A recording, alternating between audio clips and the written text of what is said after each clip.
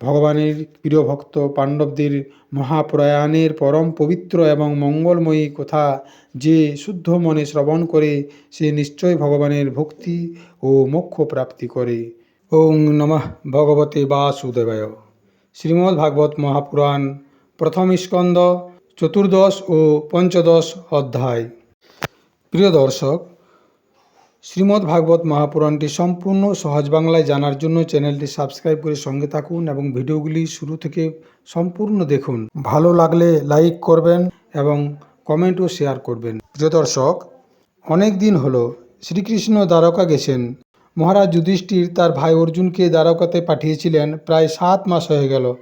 অর্জুন এখনও কেন ফিরে এলো না, এটাই ভাবছিল ধর্মরাজ যুধিষ্ঠির। তিনি আজ ভয়ঙ্কর অশুভ লক্ষণগুলি দেখতে পাচ্ছেন। তিনি দেখলেন কালের গতি বড়ই বিকট হয়ে গেছে।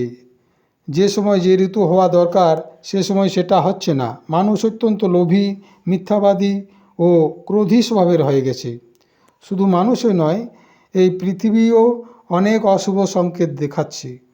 মহারাজ যুধিষ্ঠির মনে মনে ভাবলেন, তাহলে কি সেই কথাটাই সত্যি হয়ে গেল যা দেবর্ষি নারদ একদিন বলেছিলেন যে ভগবান শ্রীকৃষ্ণ নিজের লীলা বিগ্রহের সংবরণ করতে চাইছে? উনার কৃপাতেই আমাদের এই সম্পত্তি, রাজ্য, স্ত্রী, প্রাণ, কুল, সন্তান, শত্রুদের উপর বিজয় এবং স্বর্গলোকের উপর অধিকার প্রাপ্ত হয়েছে। তিনি তার ভাই ভীমসেনকে বললেন, ভাই, তুমি তো বাঘের মতো বলবান। তুমি ঠিকভাবে দেখো, ওই আকাশের উল্কাপাত, পৃথিবীতে ভূকম্পন আদি, শরীরে বিভিন্ন রোগ, ভয়ঙ্কর অশুভ সংকেত দেখাচ্ছে। মনে হচ্ছে আমাদের বুদ্ধি কোনো মোহর মধ্যে পড়ে গিয়ে কোনো উৎপাত শুরু হবে। ওই দেখো, শিয়ালগুলি সূর্যের দিকে মুখ করে জোরে জোরে কান্না করছে আর ওদের মুখে আগুন বের হচ্ছে। কুকুরগুলি আমার দিকেই তাকিয়ে চিৎকার করছে। গোমাতা সহিত পবিত্র পশুগুলি আমার ডান দিক দিয়ে পেরিয়ে যাচ্ছে, অর্থাৎ ওদের বাঁ দিকে রেখে পেরিয়ে যাচ্ছে।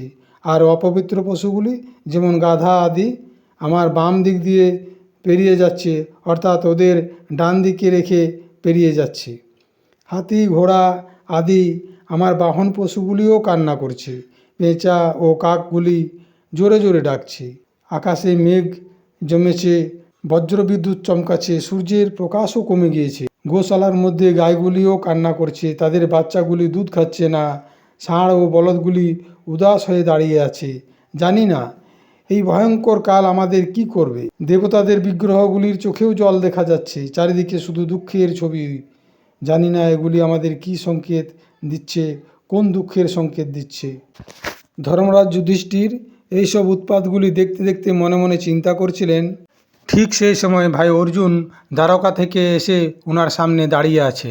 যুধিষ্ঠির দেখলেন অর্জুন মাথা নিচু করে দাঁড়িয়ে আছে এবং চোখ দুটিতে জল আসছে। এর আগে তিনি অর্জুনকে এরকম অবস্থায় কখনো দেখেননি। তিনি অর্জুনকে জিজ্ঞাসা করলেন, ভাই অর্জুন, দ্বারকাপুরীতে সবাই ভালো আছে তো? আমাদের আপনজনেরা, সুরসেনজি কেমন আছে? মামা বাসুদেব, মামি বা দেবকী, ওরা সবাই আনন্দে আছে তো? উগ্রসেন ও ওনার ভাই দেবক জীবিত আছে? প্রভু বলরাম সহিত যাদব বংশের সমস্ত বীর পুরুষেরা সুকুশল আছে তো? ভগবান শ্রীকৃষ্ণ সহিত ওনার সমস্ত সন্তানরা খুশি আছে তো? এইভাবে তিনি এক এক করে দ্বারকার সবার কথা জিজ্ঞাসা করলেন। কিন্তু অর্জুন শুধু চোখের জল ফেলছে, সে কোনো উত্তরই দেয় না। তখন যুধিষ্ঠির বললেন, ভাই অর্জুন, তুমি নিজে ঠিক আছো তো? তোমার চোখে কেন জল? ওখানে কেউ কি তোমাকে অপমান করেছে? কেউ কি তোমাকে কোনো খারাপ কথা বলেছে যার জন্য তুমি খুব দুঃখ পেয়েছো? অথবা কেউ কি তোমার কাছে কিছু চেয়েছে যা তুমি দিতে পারোনি? কোথাও তুমি কি কোনো অগম্য নারীর সাথে সমাগম করেছো? অথবা গমন করার যোগ্য কোনো নারীর সাথে বলপূর্বক সমাগম করেছো? কারো কাছে তুমি হেরে যাওনি তো? আমার মনে হয় ভক্তবৎসল ভগবান শ্রীকৃষ্ণকে ছেড়েই তোমার খুব কষ্ট হয়। তুমি নিজেকে শূন্য মনে করো, তাই তোমার চোখে জল। কৃষ্ণের প্রিয় সখা অর্জুন কৃষ্ণ বিরহে কাতর। তার উপর দাদা যুধিষ্ঠিরের বিভিন্ন প্রশ্ন তাকে বিষাদগ্রস্ত করে দিয়েছে। সে শুধু ভগবান শ্রীকৃষ্ণের কথাই চিন্তা করে, শুধু শ্রীকৃষ্ণকে তার বারবার মনে পড়ে। তবুও অনেক কষ্টে সে তার চোখ দুটি মুছে দাদা যুধিষ্ঠিরকে বলল, মহারাজ, আমার মামাতো ভাই শ্রীকৃষ্ণ আমাকে হরণ করে নিয়েছে। আমার মধ্যে যে প্রবল পরাক্রম ছিল তাও সে হরণ করে নিয়েছে। যেমন কোনো শরীরের মধ্যে প্রাণ না থাকলে সেটিকে মৃত বলা হয়, তেমনি সামান্য সময়ের জন্য যদি কৃষ্ণ বিয়োগ হয় তাহলে এই সংসারটি আমি অপ্রিয় দেখি। ওনার শক্তিতে আমি দ্রৌপদীর স্বয়ংবর সভাতে রাজা দ্রুপদের ঘরে ধনুর বাণ দিয়ে মাছের চোখটিকে বিদ্ধ করেছিলাম এবং দ্রৌপদীকে পেয়েছিলাম। ওনার সাহায্যে আমি দেবতা সহিত ইন্দ্রকে পরাজিত করেছিলাম এবং অগ্নিদেবকে সন্তুষ্ট করার জন্য খাণ্ডব বনটি দান করেছিলাম ও ময় দানবের দ্বারা নির্মিত মায়াময়ী সভাটাও প্রাপ্ত করেছিলাম। আর আপনার যজ্ঞে অনেক রাজা আপনাকে অনেক উপহার দিয়েছিল। 10,000 হাতির সমান শক্তি দাদা ভীম তাহার শক্তির দ্বারাই মহাবলী জরাসন্ধকে বধ করেছিলেন এবং জরাসন্ধ যে সমস্ত রাজাদেরকে যজ্ঞে বলি দেওয়ার জন্য বন্দী করে রেখেছিলেন ভগবান শ্রীকৃষ্ণ তাদেরকে মুক্ত করেছিলেন। সেই সমস্ত রাজারাও আপনাকে যজ্ঞে অনেক উপহার দিয়েছিল। মহারানী দ্রৌপদী রাজসূয় যজ্ঞে মহান অভিষেকের মাধ্যমে পবিত্র হয়েছিল। আর যে দুষ্ট মানুষেরা ওই ভরা সভার মধ্যে ওকে অপমান করেছিল, ওকে ছোঁয়ার সাহস করেছিল, ওদের সামনেই শ্রীকৃষ্ণ ওদের অন্যায়ের প্রতিশোধ নেওয়ার জন্য প্রতিজ্ঞা করেছিলেন। তিনি ওই অন্যায়কারীদের স্ত্রীদেরকে বিধবা করে দিয়েছিলেন। বনবাসের সময় আমাদের শত্রু দুর্যোধন ষড়যন্ত্র করে 10,000 শিষ্যের সঙ্গে ভোজন করার জন্য মহর্ষি দুর্বাসাকে আমাদের কাছে পাঠিয়েছিল এবং আমাদেরকে সংকটে ফেলার চেষ্টা করেছিল। সেই সময় শ্রীকৃষ্ণ দ্রৌপদীর এঁটো পাতায় লেগে থাকা একটা শাকের পাতাকে ভোগ লাগিয়ে আমাদের রক্ষা করেছিল। ওনার প্রতাপেই আমি যুদ্ধের সময় ভগবান শঙ্করের কাছে পাশুপত নামক অস্ত্রটি পেয়েছিলাম এবং সেই সাথে অন্য দেবদেবীরাও সন্তুষ্ট হয়ে নিজের নিজের অস্ত্রগুলি দিয়েছিলেন। ওনার কৃপাতেই এই শরীরে স্বর্গ গিয়েছি। সেখানে ইন্দ্রসভায় সম্মানের সাথে ইন্দ্রের আসনে বসার অধিকার পেয়েছিলাম। কৌরবদের সেনা ভীষ্ম, দ্রোণ আদি অপার সমুদ্রের সমান দুস্তর ছিল, কিন্তু কৃষ্ণ কৃপাতে আমি একাই সেখানে বিজয়ী হয়েছি। ওনার কৃপাতে আমি রাজা বিরাটের শত্রুদের কাছ থেকে সমস্ত গোধনগুলি ফিরিয়ে এনেছি এবং সেই সাথে তাদের মাথার মণিময় মুকুটসহ অনেক অলঙ্কার ছিনিয়ে এনেছিলাম। কৌরব সেনা ভীষ্ম, দ্রোণ, কর্ণ, শৈল্য তথা অন্য বড় বড় বীর রাজাদের রথগুলি সারিবদ্ধভাবে সাজানো ছিল। তাদের সামনে আমার আগে আগে গিয়ে ভগবান শ্রীকৃষ্ণ তার দৃষ্টির মাধ্যমে ওই মহারথীদের আয়ু, মন, উৎসাহ এবং শক্তিকে হরণ করে নিতেন। যুদ্ধক্ষেত্রে শত্রুরা আমার ওপর যে সমস্ত অব্যর্থ অস্ত্রগুলি ব্যবহার করেছিল সেগুলি কৃষ্ণ কৃপাতে ব্যর্থ হয়ে গিয়েছিল। শ্রেষ্ঠ পুরুষেরা সংসার থেকে মুক্ত হওয়ার জন্য যার চরণ কমলের সেবা করে সেই ভগবান আমার রথের সারথি হয়েছিল। যখন আমার রথের ঘোড়া থকে গিয়েছিল আর আমি রথ থেকে নেমেছিলাম, তখন শ্রীকৃষ্ণের কৃপায় আমার শত্রুরা আমার উপর প্রহার করতে পারেনি, কারণ ভগবান তাদের বুদ্ধি নষ্ট করেছিলেন। শ্রীকৃষ্ণ আমাকে পার্থ, অর্জুন, সখা, কুরুনন্দন আদি নামে হেসে হেসে ডাকতেন। সেগুলি যখন আমার মনে পড়ে যায় তখন আমার মন উতল পুতল হয়ে যায়। অধিকাংশ সময় আমরা একসাথে খেতাম, বসতাম, ঘুরতাম এবং গল্প করতাম। কোনো দিন আমি মজা করে বলতাম, বন্ধু তুমি তো বড়ই সত্যবাদী। সেই সময় কৃষ্ণের মন অনেক গভীরে চলে যেত। সেই সময় মহা অনুভবের কারণে যেমন এক বন্ধু অন্য বন্ধুর অথবা এক পিতা তার পুত্রের অপরাধ সহ্য করে, তেমনি তিনি আমার অপরাধকে সহ্য করে নিতেন। তিনি শুধু আমার সখা বা মিত্রই নয়, তিনি আমার হৃদয়। সেই পুরুষোত্তম ভগবান থেকে আমি আলাদা হয়ে গেছি। সেই ভগবান শ্রীকৃষ্ণ আমার হৃদয় নিজ ধামে চলে গেছেন। ভগবানের পত্নীদেরকে আমি দ্বারকা থেকে সঙ্গে করে নিয়ে আসছিলাম, কিন্তু পথে দুষ্ট মানুষেরা আমাকে হারিয়ে দিল, আর আমি ওনাদের রক্ষা করতে পারলাম না। আমার কাছে সেই গান্ডীব ধনুষ রয়েছে, সেই বাণ রয়েছে, সেই রথ রয়েছে, আর আমি সেই অর্জুন, যার কাছে বড় বড় যোদ্ধারা মাথা নিচু করত, কিন্তু আজ আমি ছোট বাচ্চার মতো হেরে গেলাম। শ্রীকৃষ্ণ বিনা আমার সব কিছুই শূন্য হয়ে গেল। ঠিক যেমন ভস্যে ঘি ঢালা হয়, কপট ভরা মনে সেবা করা হয়, আর পাথরের উপর বীজ ছড়ানো হয়, সেরকম ব্যর্থ হয়ে গেল। আর তুমি যে দ্বারকাবাসীদের কথা জিজ্ঞাসা করছিলে, তারা সবাই ব্রাহ্মণের অভিশাপে মোহগ্রস্ত হয়ে গেছে। তারা বারুণী মদ পান করে মাতাল হয়ে গেছে এবং অপরিচিতদের মতো নিজেদের মধ্যে একজন অন্যজনের সাথে মারামারি করে নষ্ট হয়ে গেছে। মাত্র 4 থেকে 5 জন ছাড়া সবাই মারা গেছে। আসলে এটি সর্বশক্তিমান ভগবানেরই লীলা। সংসারে প্রাণী একজন অন্যজনের পালন পোষণ করে, আবার একজন অন্যজনকে মেরেও ফেলে। যেমন জলচর প্রাণীদের মধ্যে বড় প্রাণীরা ছোট প্রাণীদেরকে, শক্তিশালী প্রাণীরা দুর্বল প্রাণীদেরকে খেয়ে ফেলে, তেমনি অতিশয় শক্তিশালী ও বড় যদুবংশীয়দের দ্বারা ভগবান অন্য রাজাদেরকে সংহার করিয়েছেন।